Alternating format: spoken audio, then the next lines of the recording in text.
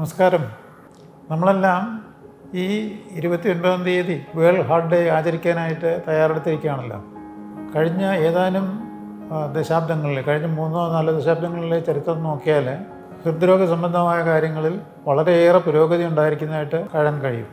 രോഗങ്ങളുടെ പലതരത്തിലുള്ള ഹൃദ്രോഗങ്ങളുടെ രോഗനിർണയത്തിലും അവരുടെ ഇൻവെസ്റ്റിഗേഷനിലും എല്ലാം ഒരുപാട് പുരോഗതി ഉണ്ടായിട്ടുണ്ട്.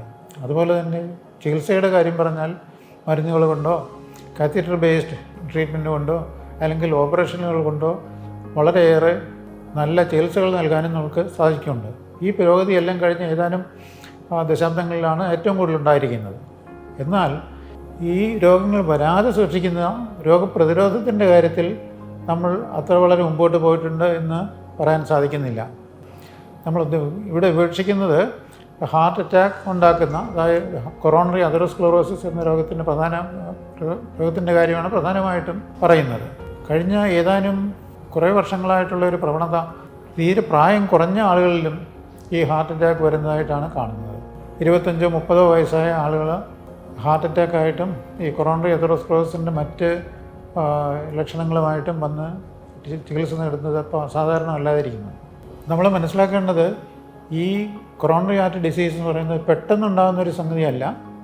ഈ കൊറോണറി രക്തക്കുഴലുകളുടെ ഭിത്തിയിലുണ്ടാകുന്ന ആ ചേഞ്ചസൊക്കെ കുറേ വർഷങ്ങൾ മുമ്പ് തന്നെ തുടങ്ങിയിരിക്കണം.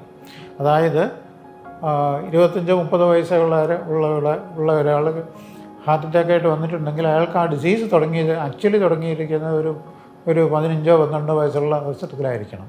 അപ്പോൾ നമ്മൾ ആരെയാണ് ഈ പ്രതിരോധ പ്രവർത്തനങ്ങൾക്കായിട്ട് ടാർഗറ്റ് ചെയ്യേണ്ടത്?